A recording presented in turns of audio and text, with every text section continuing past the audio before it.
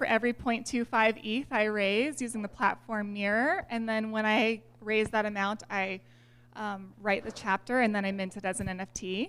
So far, I've written 3 chapters and minted them as NFTs, and now I'm crowdfunding the 4th chapter. So if you want to contribute to that, you can go to elgriffin.com/Scott. And you can also read the book there. And that's been a really fun project. So it's been interesting because in writing, there's a lot of graphic design NFT art right now. But it's interesting to see how the NFT world is starting to benefit writers. And I think, as we'll see here today, it benefits a lot of different kinds of artists. But there's this opportunity, I think, where you can be part ownership in, say, one of the New York Times' best stories, or some kind of new novel, or some kind of new fiction, or what. There's so much opportunity. So I'm really personally excited to see what happens there. Hey, I'm Matt Wilburn. I'm the president of Daz 3D and Taffy here in Salt Lake. Man, the NFTs that we've been involved in this year, they range from one of my favorites being the Bored Ape Yacht Club. Another big one that's a favorite for me is CloneX, Salt Lake based from Artifact. I know we got some CloneX fans in here. Woo! A bunch of other projects. I think the other one that I would just mention is the one we just launched in the last 2 weeks as Daz 3D, which is called Non-Fungible People. And I can talk more about it if people are interested, but we sourced, I think it's one of the most ambitious projects in that we sourced and curated like the art for it from more than 1,000 artists globally, like from more than 5 million assets. And we did the math on this. I don't understand it. I need someone that can like translate math, but it's 46.67 decillions were the amount of traits that could have popped out into the collection. It's some astronomical number with like 40 zeros at the end of it. So really ambitious project that we just launched, and our focus, I can talk more about it later if you want, is one of the big aims of it is to promote diversity and inclusion in what will be the metaverse, knowing that NFTs do a lot to lay that groundwork right now for people to be seen and represented in the space. So it's based heavily on female avatars, female identifying, and non-binary, all part of the collection. We've done a lot of work to make it inclusive in a lot of other ways too, so I'm super proud and excited about that and can share a little more if people are interested. So thanks for having me. Hey guys, my name is Damon Sharp. I'm kind of the, for lack of a better word, the music guy. So I'm a career producer, songwriter. I'm also a DJ signed to Armada Records. Over the years, I've worked with people like Jennifer Lopez, Ariana Grande, Pitbull. But now I think it's an interesting, segue for me in the music world to be able to incorporate into NFTs.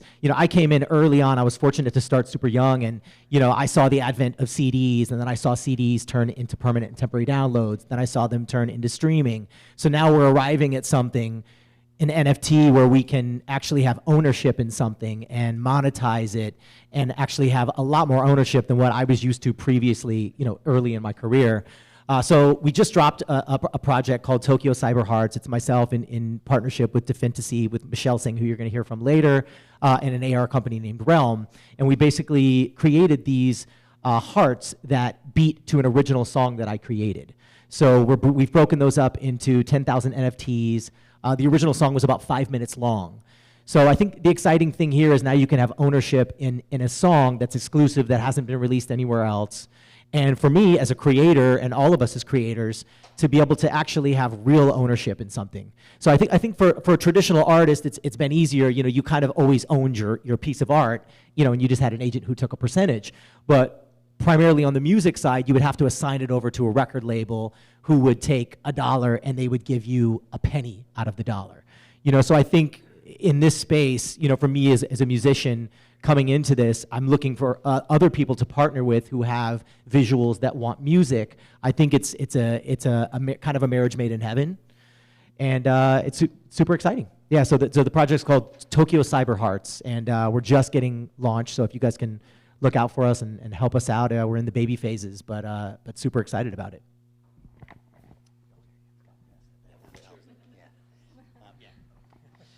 I don't know if I deserve to be on this panel. I'm just jazzed to be on the show. But Yeah, my name's John Cheney. I'm the CEO of Seek XR. And we've been around about 6 or 7 years now. And we work with many of the world's biggest brands, ranging from Walmart and Lego and REI and Nestle and tons of entertainment brands and everybody in between. We're really the largest metaverse infrastructure company. So we're kind of behind the scenes. You don't see us a lot, right? Everyone in here has probably used our technology, but we power 3D AR, VR, XR, metaverse, and of course recently have added Seek NFT, which I'm now the president of Seek NFT, and it's, you know, our vision and mission is no different than what it is before. It's to power the next layer of the internet. And so we power NFT platforms and, most importantly, interoperability in the metaverse, right? Being able to take, you know, cool avatars and 3D objects, and of course things that tons of these brands will want to be involved in that, helping them be able to easily access, you know, the different metaverses and using NFT infrastructure to be able to make a lot of that happen. You know, taking a 3D model of a shoe and putting it into a format that works well inside of Sandbox or Minecraft, which is super low, you know, lo-fi, as opposed to something like, you know, taking that shoe and putting it on your character in Fortnite. Really, when it comes down to it, it's just a bunch of 3D pipelines, right? We are experts at taking one type of file and turning it into another type of file, which sounds boring, but at scale, it's very, very valuable, and we've been able to do some incredible things. And our newest NFT platform and infrastructure is all about allowing communities to create their own NFT platform. Think of us a little bit like a Shopify. Shopify is to e-commerce as Seek NFT is to NFT platforms, and so we're powering and partnering with a lot of really exciting communities. We'll talk about some of those today on our panel. Thanks. I'm Emily Higgins. I'm the Director of Communications and Special Projects for Uplift Aerospace. So we're taking a slightly different tack to the wonderful creatives up here, and we're trying to marry science and art in the project that we're doing. So this is our first NFT project. It's called Space Plus NFT. And what we're trying to do is give greater access to current space exploration through an NFT project. So bringing in private citizens and a community and giving them access to things that normal people wouldn't be able to have access to through our unique partnerships. So we recently signed a contract with NASA on the International Space Station. This morning we just announced that we're also going to be working on the Orbital Reef Space Station, but with Sierra Space Co. and Blue Origin. And so, thanks. And so we're really excited about Web3 in space. We think Web3 has amazing applications in space, from VR, AR, blockchain, and NFT technologies. If you think about being in space, like if you can just imagine that for a second, you're floating around in a capsule, maybe you're orbiting the moon for 2 weeks, what are you gonna do? You know, you need something not only to entertain yourself, to keep your mental health up, but also maybe you wanna buy products or engage in transactions. And through NFT technology and blockchain technology, you can actually do that, and you can have a verifiable ledger that allows that to be completely transparent. So we're so excited to be here. We just launched in early January, and we're just starting to develop the community. We are able to offer real utility for our members, including giveaways like suborbital space flights, zero gravity space flights, as well as access to, yeah, it's cool, right? As well as access to our payload space on the International Space Station. So we really want our NFT community to be part of history, to be part of this first phase of humanity in space and leaving Earth's surface and having a real presence there. And yeah, I mean, that's us. We can talk more about it later. Psyched to be here.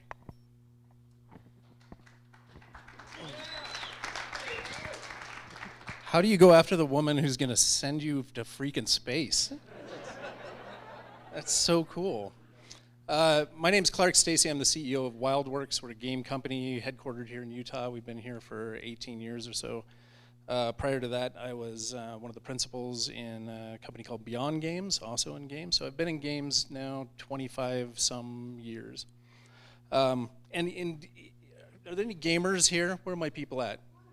There's more than that. Nobody who hasn't raised their hand has Candy Crush on their phone, seriously? Yeah, I see you. Game technology has been disrupted many times over the course of my career, where we've seen the distribution models or the technology get blown out of the water by something else. Most recently, we saw it with mobile games. Before that, we saw it with shareware, free-to-play, and we've seen it with technology as well. So every time you go to a games industry conference, like there's a big one in March every year in San Francisco, everybody's always talking about the next big thing. Oh, this is going to change everything. In 2018, it was blockchain. And it was like, wow, blockchain is going to be huge. We're reconfiguring our whole studio. We're going to be all about blockchain. And trying to get to them, because I'd done some mining by that point. I was messing around with crypto.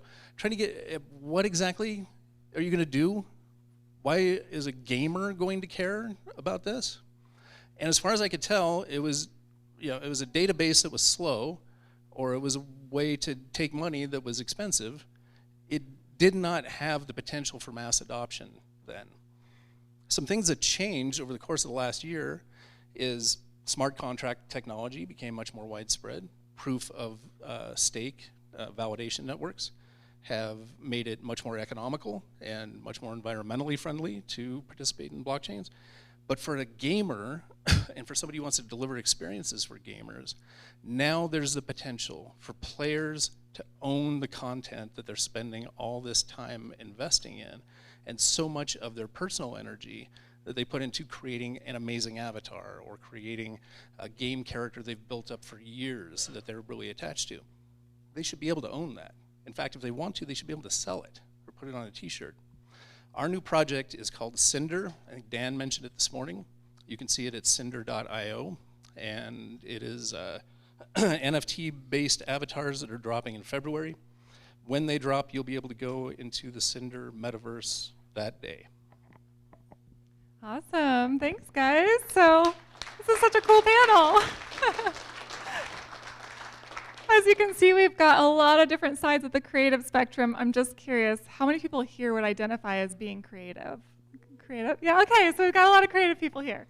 Okay, so imagine you're like Leonardo da Vinci and you just got paid $3,000 to paint the Mona Lisa. It's like a cool commission, it's super sweet. But what if you were able to retain ownership of that work, like say 20% of it, and a bunch of people invest in it, and as your work grows and as you become more famous and become the Leonardo da Vinci everybody knows you to be, and by now I think his most recent work sold for $400 million 4 years ago, and what if his estate was to this day earning 20% of that? Well, we would have a lot of more rich artists in our world, and they'd be funding other artists. So just the same way we fund tech startups today. So I think that's why there's a lot of excitement and buzz around NFTs right now, is because there's this possibility for creatives, whether that's in gaming or music or art, to actually retain ownership of their work and have investors be helping that work to grow. So one of the things I wanted to ask you is kind of what is the opportunity you're seeing here for creatives? I've got the mic. That's right. I can speak to that from the game and virtual world perspective, right? So we've operated a game for the last 11 years called Animal Jam, more designed for kids, kind of an educational virtual world, has 180 million registered players across 6 languages. But most of what goes on in there are kids creating cool animal avatars that they've designed and created a unique look for, or they've created their own den that they've turned into a club for their friends to hang out. They've turned into a cafe where they play restaurant, or it's spontaneous play the way that you see on a physical playground. But they've invested a lot of creative energy in this. And part of what induced us to really take a look at this technology was we were starting to develop something similar for older audiences and realized that if people are going to invest so much energy into this, we had some creators that were making music videos in Animal Jam that were getting millions of views. We had kids whose YouTube channels playing Animal Jam put them through college. Like, they should own what they're building in these worlds. They create these really cool, unique looks. They should own them. And as Dan was saying this morning, as they get into games and you're playing a PvP game, you should have battles with real winners and losers. But you should also have trade and exchange on the creative front, and that's the part that I'm most excited about.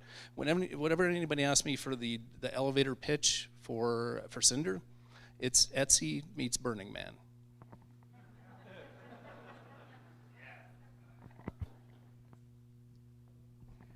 Yeah, I like that, the Etsy and Burning Man. I like the fusion of those two, in my mind, of who those people are. I think that's fun. We look at, kind of what this means for not just like the artists, the creators, but that it expands the number of people who can consider themselves creatives, where everybody in this room, by participating in like what NFTs enable, you kind of become creative, you become more sensitized to it, where it opens up the access to a lot more people to participate.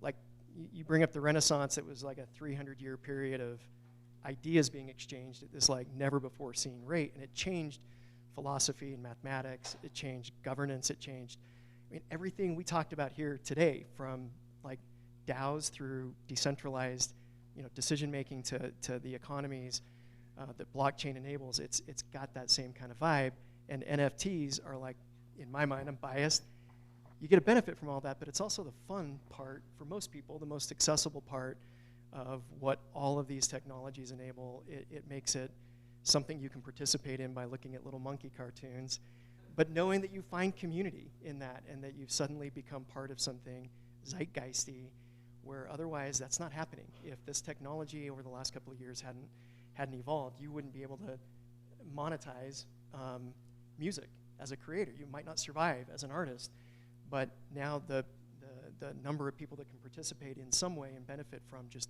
is growing and can grow exponentially. So I think that's really cool. I think you nailed something there. You said the word community, and I think that the value that is coming and will come from NFTs right now. How many people here before they ever bought an NFT are art collectors? Just raise your hand if you're an art collector, an avid art collector, like you buy stuff and you put it on your wall, right? It's very, very few as a percentage, right? Few of us do, and I probably would be one of them that likes to collect some of those things, but most people in the world are not. But it seems like right now everyone in the world is, right? And I don't think that the world has all of a sudden just become art aficionados. That's not the future.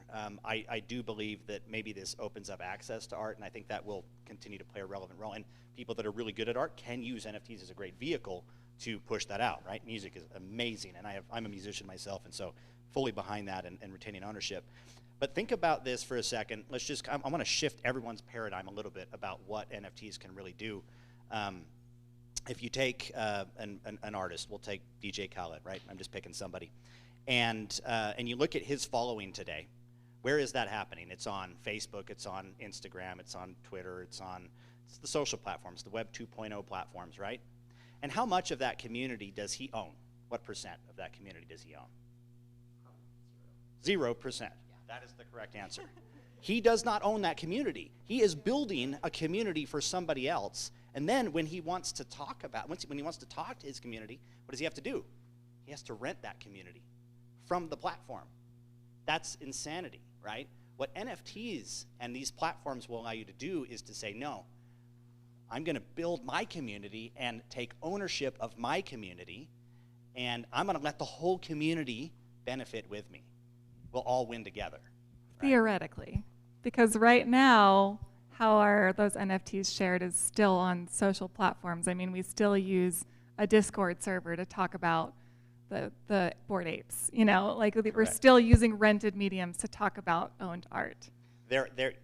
Absolutely. What I'm saying is that is not the future of NFTs. It is the current state of NFTs. How many people like Discord, other than using it for actual gaming, right? I can't stand Discord. Although I like Discord, like, for example, I've played Fortnite on Discord, right? And that's how I communicate. I mean, that's what I used it for, 5 years ago, whenever that was, however long that's been out. But in reality, Discord is unusable today. I open it up and I have 50 groups that I'm part of because I'm active in the NFT community, and I can't even begin to follow everything. So it's not the answer. Sounds like a personal problem. It's not the answer. It is, sure. It's a personal problem that I want to fix, and if I fix it for myself, other people will benefit from it. I feel you.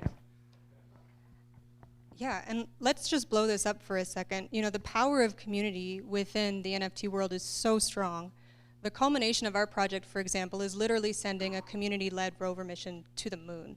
And when in history has that been possible? That we as a community, as a group of artists and creatives, can come together and interact with technology on a platform that's decentralized, providing access, diversity. Let's include female artists for a second. Only 16% of NFT artists are female at the moment. You know, really holding up these cultural values and projecting that into what we want the future to look like. We do it in space, but we want to do it here on Earth as well. You know, how can we drive these cultural,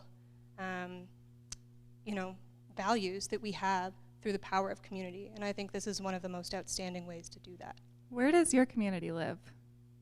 My community? The community for this NFT. We're currently on Discord, Twitter, and Instagram. Okay, okay, Yeah, cool. there are flyers scattered around the room, by the way. If you see one, don't step on it. Pick it up, join Discord. That's interesting. Yeah, I actually want Damon, you to talk about this more, because from the music side, you brought up a good point of like, okay, well, my art is owned by a record label, and so how are you getting your community involved? Yeah, I mean, I think for me, that's one of the things that drew me to NFTs is I'm so used to, on the music side, there's a bit of, and I think it's not just the music, there's a bit of sarcasm about NFTs, the metaverse, Web 3.0, and I think all those people are going to be very sorry very soon. But that's the beautiful thing about the NFT community and just forward-thinking people. It's like, it's such a positive, passionate thing. And I think at this point, it's kind of, obviously we love doing it, but I think it's also our duty to start educating people so they understand what this is and what it could be. Also, so we don't allow the Facebooks of the world and all these other people to come in, the Microsofts, you know, they're making big moves. And the last thing we wanted to do is have something that's decentralized go right back to where we started. You know, so like I said, I'm so passionate about it also because there's just so many applications. I feel like sky's the limit. You know, I can do a metaverse concert and then I can sell the, you know, ticket as an NFT. And then we're doing something where we're going to include AR. So when you come into the metaverse concert, you can be a fairy if you want. You can be a giant badger man or whatever you want to be. And then you can purchase that AR after if you have a certain outfit you want to wear. I mean, there's just so many ways to be creative, but also monetize it, so then we can do what we really love doing, as opposed to always having to kind of, you know, shift and say, oh, okay, cool, I'll do this, and oh, okay, you're gonna give me this percentage, okay, I'll take it. I feel like everybody in this community is so open, and we all want to help each other, and I think if we do that, it's just gonna take it to the moon.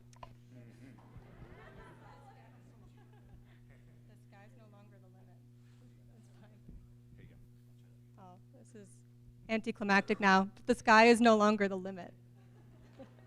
Neither's the moon. Got it.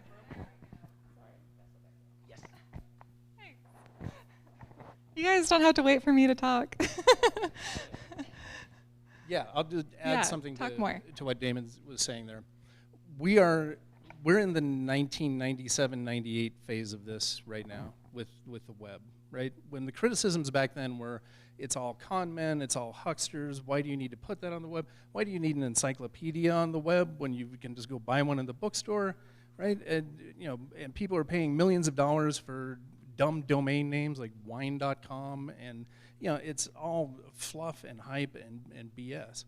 Yes, there's a lot of that in NFTs right now. It's how technologies get started, and there is a gold rush, and there is there's more heat than light at the beginning of it. But the platforms that emerge from that and the I think everybody could agree that the web has kind of been a net benefit to humanity ultimately, despite its detractors. And even the people who disagree with that are going to be disagreeing about it on the web. So I think you're going to find something very similar with NFTs shortly, because it's not a JPEG that you claim you own and anybody can right-click on. No, it's a distributed computer. It's the ability to run public, secure code over the internet. That's the exciting part of it. So yes, you can own digital objects, that's part of it. But this is how you're gonna have your grocery store loyalty card. It's how you're gonna get into a movie. It's how your Delta points are going to accrue, except you're going to own them in a way that you can now. Does this crowd already understand why you would want to buy an NFT, or does that sound stupid? We're all already bought into this? How many people own an NFT in this crowd? Okay, cool. Just making sure we're all in. Okay, since we're already full send on this, we can just skip all that part. Okay, so Could I ask yeah. people, if you want to raise your hand, how many people would say you're like an NFT skeptic, even a healthy skeptic? Even if you own one. Yeah. I mean, fair. Okay, cool. Okay, cool. Awesome.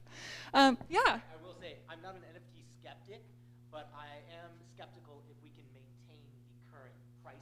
Yes. Yeah. Let's talk about some of those barriers, because I think that's kind of some of the hurdles we need to go over.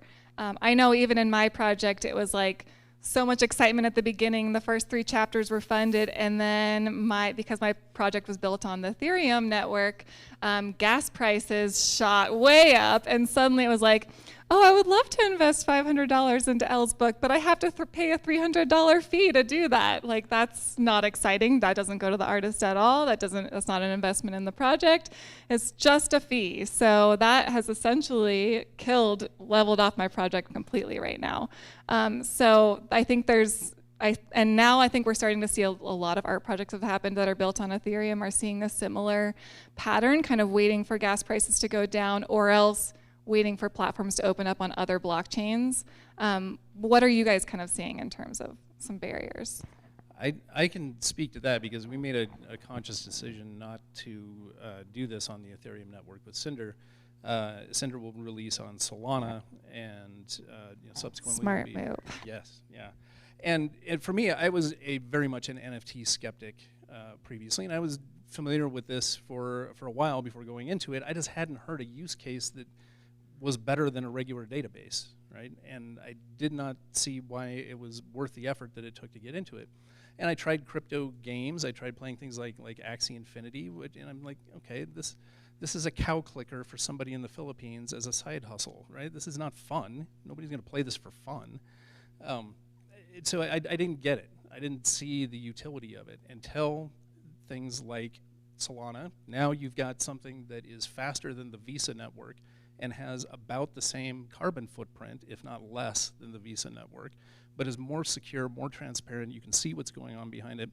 You ever look at how many hands a Visa transaction passes through online? You're talking about 10 to 15 different data transfers just so that a lot of people along the line can grab their little pound of flesh and steal your data to sell, right? It's not a good deal. It's easy for us to use right now, so it seems like, oh, well, yeah, of course, it's prima facie obvious that we should be using the Visa network. Wait until this matures a little bit. It will be much more obvious.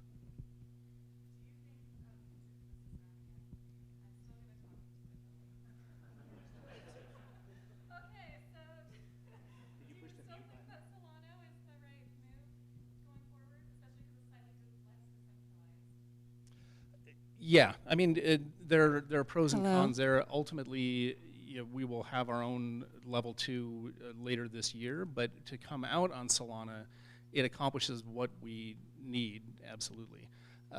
It is super fast. It's gotten much easier to write smart contracts to it. The team behind it is awesome and accessible. And no, it doesn't have the number of wallets attached to it that Ethereum does if you want to sell things on OpenSea. But it also doesn't have insane gas fees. It costs a penny to mint an NFT on Solana, and it happens instantly. And by the way, I know we've got some wallet making people here. SafeMoon's got a terrific wallet, and I know they're getting into NFTs. But I think that the user experience for Solana wallets is a lot better than MetaMask. So we're happy with the decision that we made there. For us, the NFT drop that we're doing in February is not just about raising as much money as we can and then going onto Reddit and trying to figure out how to make a video game, which is what all these other NFT metaverse projects are doing. We don't need the money to make this. It's been made. We've invested $6 million in it already. It's been in test for the last 1.5, 2 years. What we need is to validate an ecosystem there where people can create to earn, play to earn, and that we need to make it as accessible and easy to get into as possible. Yeah, I love Solana too. And by the way, I'm super excited about Cinder. been following you guys really closely, and that's really fun. I mean, I was a WoW player back in the day, like 2004, like way back in the day, and it'd just be cool to pull out some legendary item, and you're like, wow, this actually has real world value. I could sell this to somebody, and I just think that's fun. I don't have time to play WoW anymore, but it was fun while it lasted for me. But anyway, I think to kind of address some of what you were saying in your question and some of my comments earlier, I think there's going to be a substantial transition between Web 2.0 and Web 3.0, and I don't think Web 2.0 is just going away, right? I think it's going to be around for a very long time, and even these social networks are going to continue to be. There has to be kind of connections between them, right? You're going to still talk to people on Twitter and Facebook and Instagram, and those aren't just going to disappear overnight. They're too big. There's billions of people using them. They're not going anywhere. Discord, I still don't agree with, and that's just me. But either way, I think there's going to be a lot more development. Even Solana, 2.0. I think Ethereum 2.0. All these things are going to continue to make it easier and better and faster and more efficient. They're clearly better than Visa as your example there. But I think to get a huge amount of adoption, like you were talking about with your project with payments, for example, there has to be things like Nifty Gateway, right? Immutable X, things that make it easy to use whatever you want to call it, finance 2.0, finance 1.0, I don't know what you call it. Credit cards, debit cards, right? Things that people know and can use today. For example, we haven't announced this yet, but this is the goodest place to announce this anywhere. We're about to launch a BYU athletics NFT platform, and it's going to be unbelievable. It's going to be awesome. But if you were to just look at Lavelle Edwards Stadium, and I'm sorry, Utah fans out there, I like you too, but we're going to focus on BYU for a second. But you look at this stadium, 65,000 people. How many of those people are comfortable using a Phantom wallet or a MetaMask wallet or one of these things? And no one's going to pay $150. It's tiny, right? It's a very, very, very small percentage. And so in order for that platform to be successful, it has to be, hey, use your debit card or whatever. Airdrop, if you show up to the game, you get airdropped an NFT. I mean, little easy things like that that are just really cool ways you can start to engage your community, provide real-world benefits, and add a new layer of excitement to a community that already exists. But it's got to be a transition from, it can't just be straight into the wallet.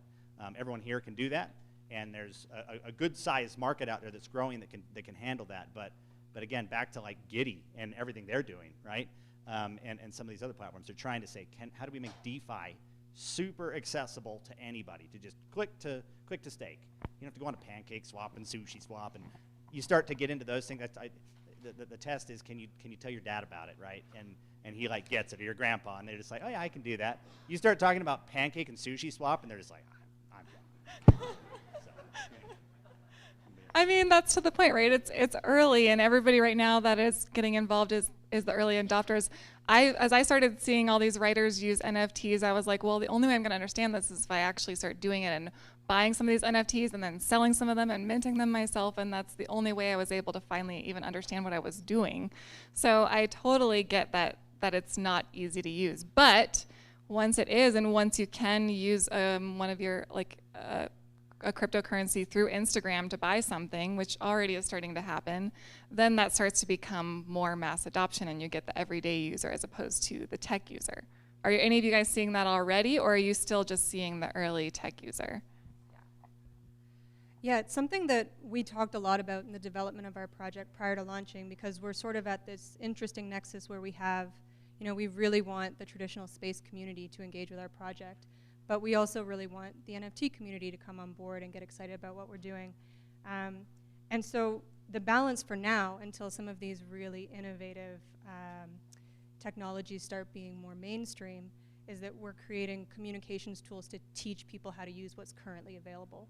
So we want to drop our first phase in the spring, and so our whole idea is to just be as educational and open as possible, host workshops, and allow people to join and even handhold through to make sure that the people that really feel the value in your community are able to join.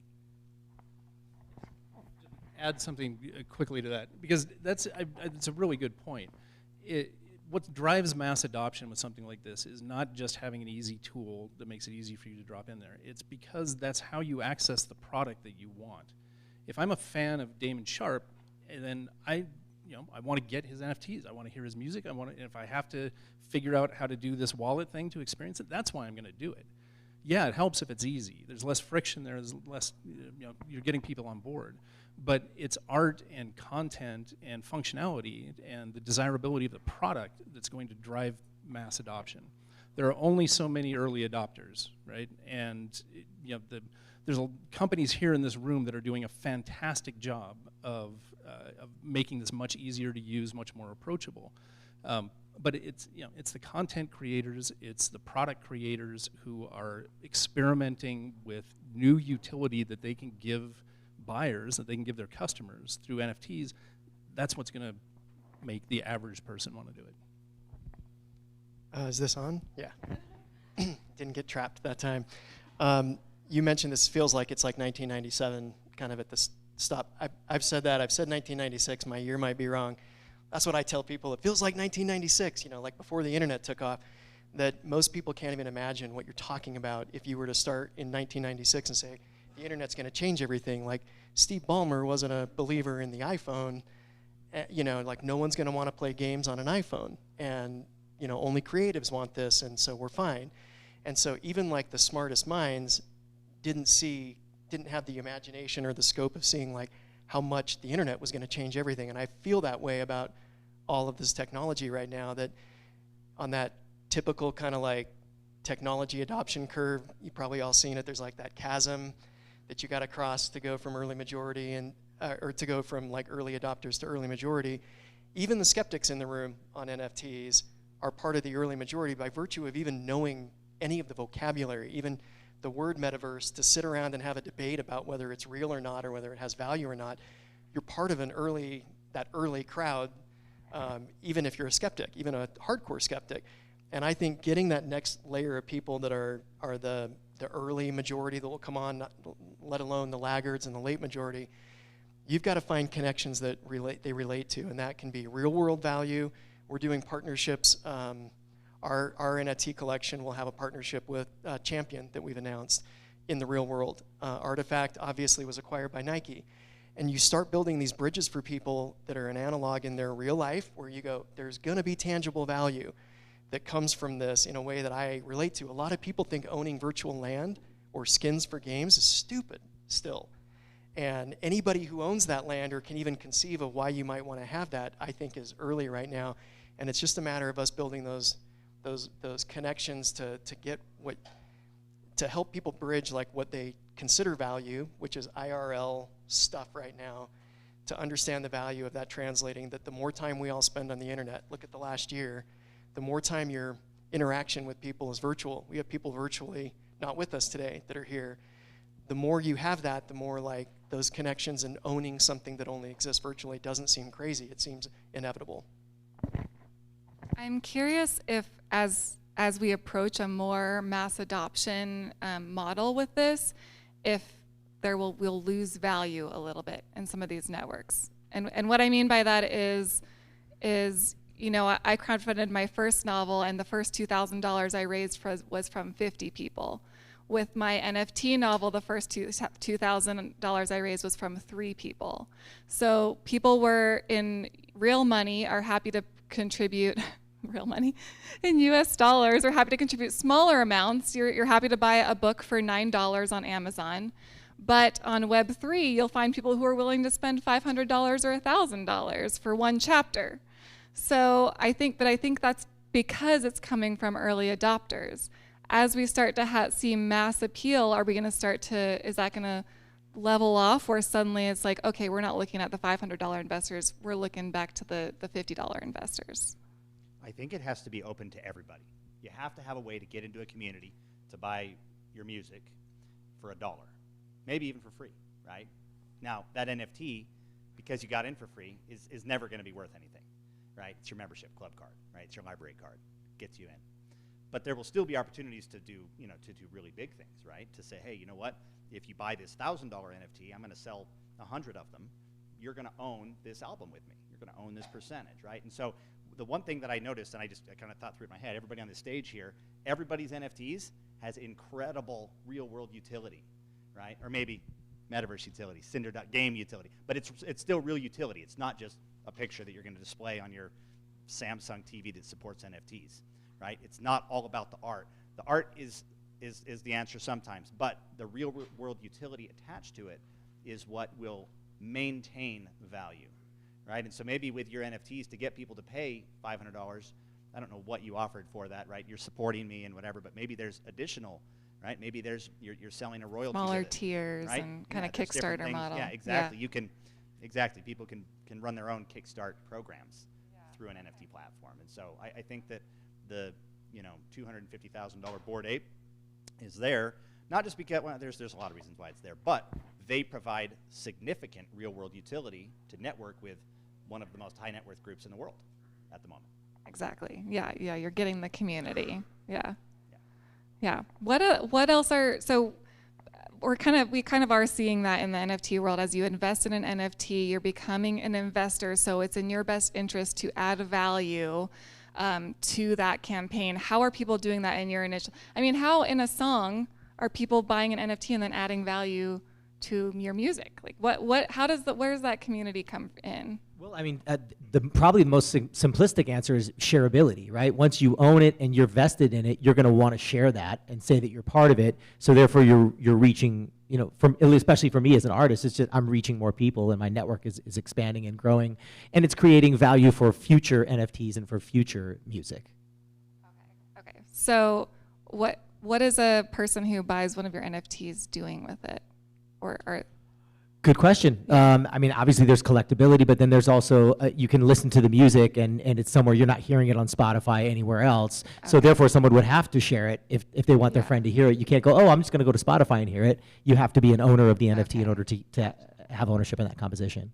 And in our world, that translates to, like, what are people doing with it?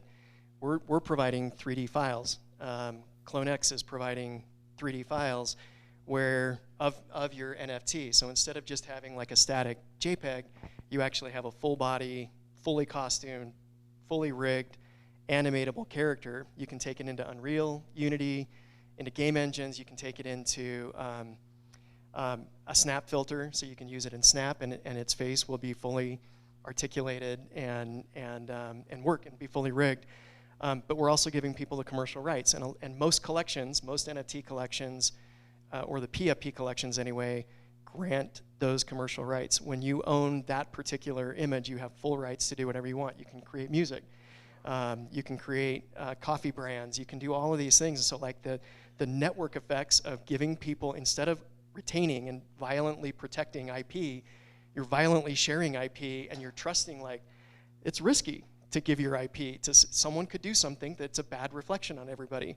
That can happen, and so that's a drag, that's a friction on adoption, but you're trusting that this community will, with those files or with the rights that you grant people, that they're going to take things in a creative place that you hope you're comfortable with, and you hope that this is all part of being decentralized, that there are good actors more than there are bad actors, and so those are things we're trying to do for people to have, like Zoom calls and their Google Meets calls, to be able to use that avatar even in just daily fun interactions, and all of those things are ways that the community gets involved and gets like some real practical usability out of it.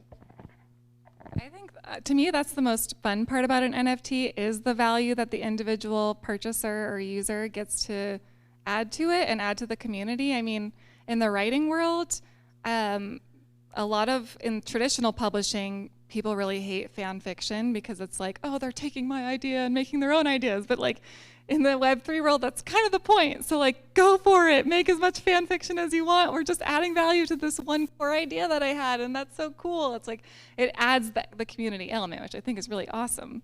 What are your guys' communities elements like? And then we'll take some questions from the audience.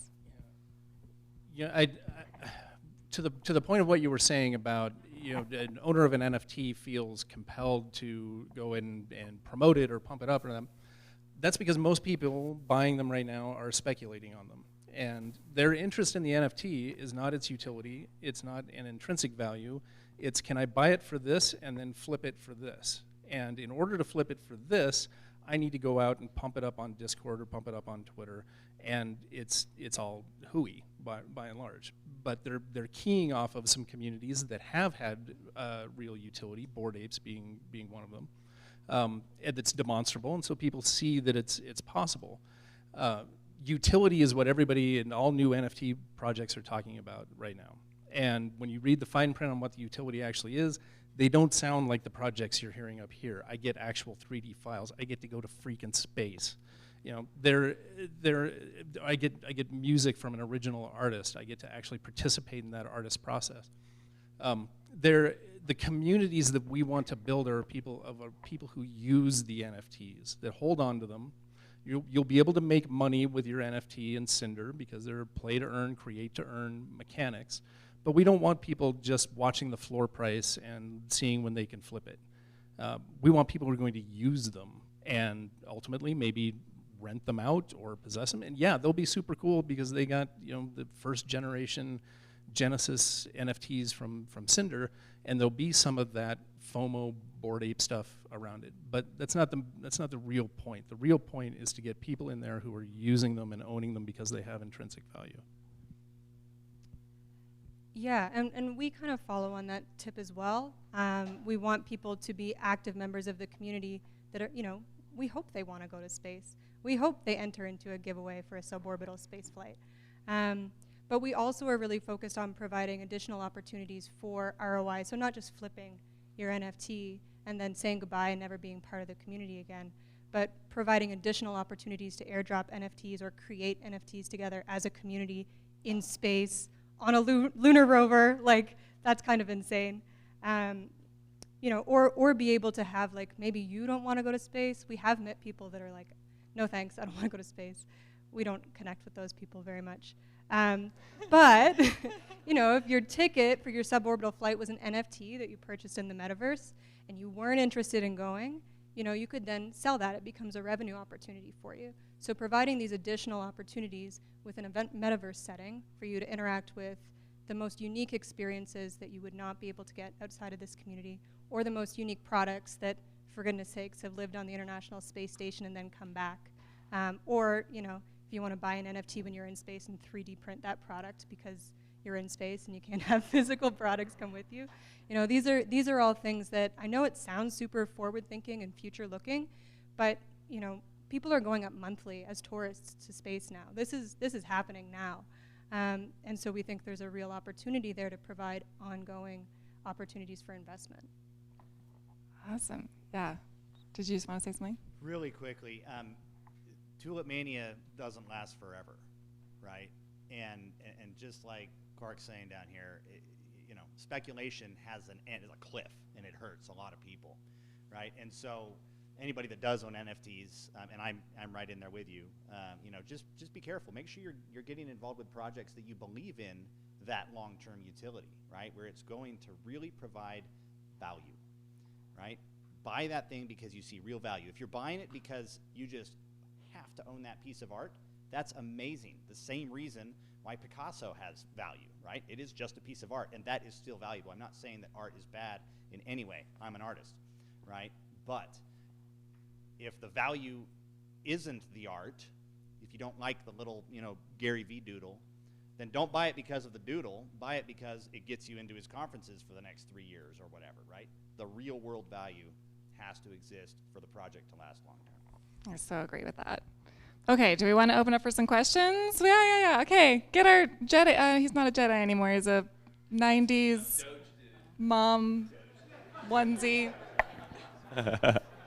I'm one of the variations of an NFT. So my shoes are gone because they exist only in the metaverse thanks to Artifact. Locally, do you guys know Nike bought a company here in Salt Lake? That's crazy. That's next level. Yeah, I have some of those shoes. They're not on me right now because I'm not yet minted into the metaverse. But let's do some. There's a lot of questions here. This is the hardest panel for me because I'm thinking we're in Tulip Mania phase of NFTs. I can't bring myself to buy a Bored Ape. I can't. So if you're any out there non-believers, I'm trying to be converted. I sat down with John today and said, please, I'm of little faith. Help me see this NFT, and then he explained what he did with like access to communities and Rihanna or DJ Khaled and stuff, and I kind of got it. So this was great. This was very informative to me. I learned a ton this panel. Any questions out there that we need to cover that were not answered? Let's go right in the front row. Boston. I would say this is more focused towards gaming, but I've noticed in the gaming community that as more companies have been wanting to adopt NFTs, namely like Ubisoft and so many others, the community around them have been actually against it. And I really would love to know your thought on why that is. I'm a gamer myself. I love gaming. I do it every night with my wife as well. And it's so shocking that people would be so against companies entering into this space. And I would love to know your thoughts on why that is happening. Yeah, there's I wrote a Medium article about this, actually. You could look it up. I reference a friend of mine who had a company in a game called Club Penguin that was very popular a while ago. Designed for kids. They had painted up on their wall, if it doesn't matter to a kid, it doesn't matter. If it doesn't matter to a gamer, it doesn't matter. And Ubisoft's messaging, these other companies' messaging, is we found another way to take your money. We weren't looking for another way to give you our money. Right? You did that with loot boxes, and we didn't like it. You did it originally with free-to-play, and we didn't like it. What they're looking for is how does this give me an experience I couldn't have before? How does this enhance the game experience? How does this get me deeper into the fiction of your world? How does it enhance my feeling of ownership over the energy I'm putting into it? I think that's the mistake that's been made, is that they've kind of dogpiled into what this is another payment method, and really that's not the exciting part. Does that feel right? I mean, Web3 is not about another way for a big corporation to make more money. It's actually giving ownership back to the gamers, to the people, so if they're doing it the wrong, if they're not doing it Web3, hopefully it's up to us to make sure that that's what Web3 winds up being, because they're morally bankrupt companies that would love to own the metaverse. Yeah, we're not, no Facebook They'll guys. We know that Meta's not the metaverse. All right, who's next? I'm going to go back on this row. Let's real fast. Good question, right? You got it going? Okay, good. So Zach from the DIY Wealth podcast. First off, I think you guys are doing a great job articulating this space, because it's been a very hard space for me to learn. My question is, I'm seeing things emerging like CryptoPunks, Bored Apes, Neo Tokyo.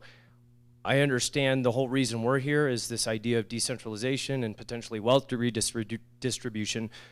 Do you feel we not run some risk with these higher barrier to entry projects where power consolidation, manipulation, and elitism starts emerging again?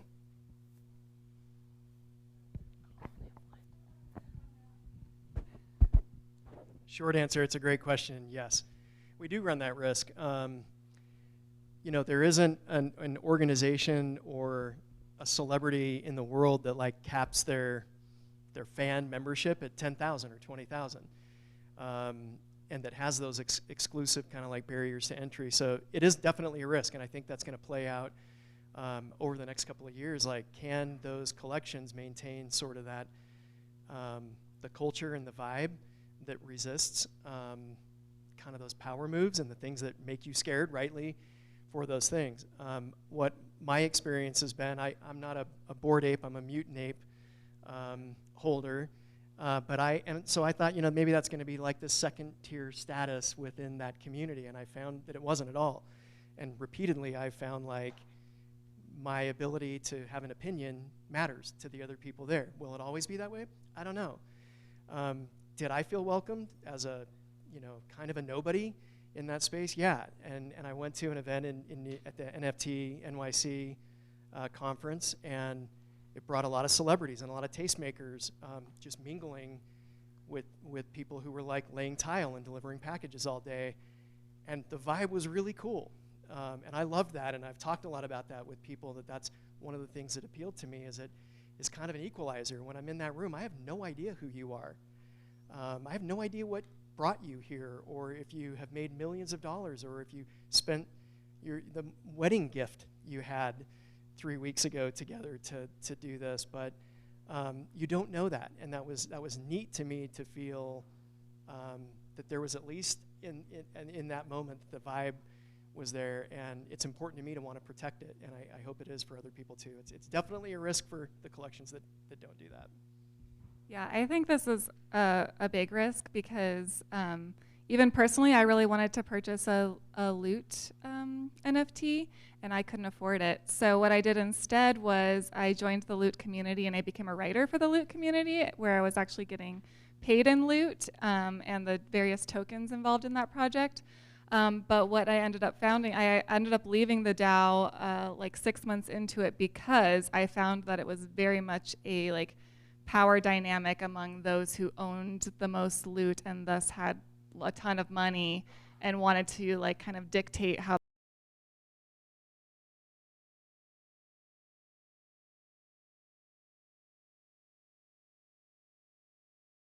tokenize it and sell it. And yeah, that's happening. So until then, the utility, I guess people would say, is in the community. But sure, there are brands whose for example, we have done a lot of one-to-one work for Bored Apes and Lazy Lands. Now,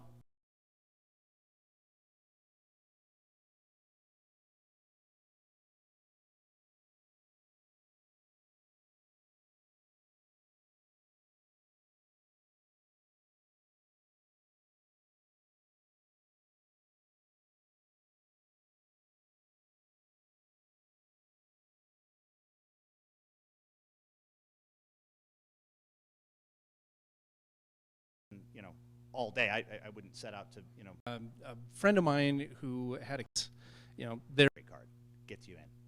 But there will still be opportunities to do, you know, to do really big things, right? To say, hey, you know what? If you buy this $1,000 NFT, I'm going to sell 100 of them. You're going to own this album with me. You're going to own this percentage, right? And so the one thing that I noticed, and I kind of thought through it in my head, everybody on the stage here, everybody's NFTs has incredible real-world utility, right? Or maybe metaverse utility, Cinder.game utility. But it's still real utility. It's not just a picture that you're going to display on your Samsung TV that supports NFTs, right? It's not all about the art. The art is the answer sometimes, but the real world utility attached to it is what will maintain value, right? And so maybe with your NFTs, to get people to pay $500, I don't know what you offered for that, right? You're supporting me and whatever, but maybe there's additional, right? Maybe there's you're selling a royalty smaller with it, tiers right? and kind of there's different Kickstarter things. model. Yeah, exactly. You can, exactly. People can run their own Kickstart programs through an NFT platform, and so I think that the work.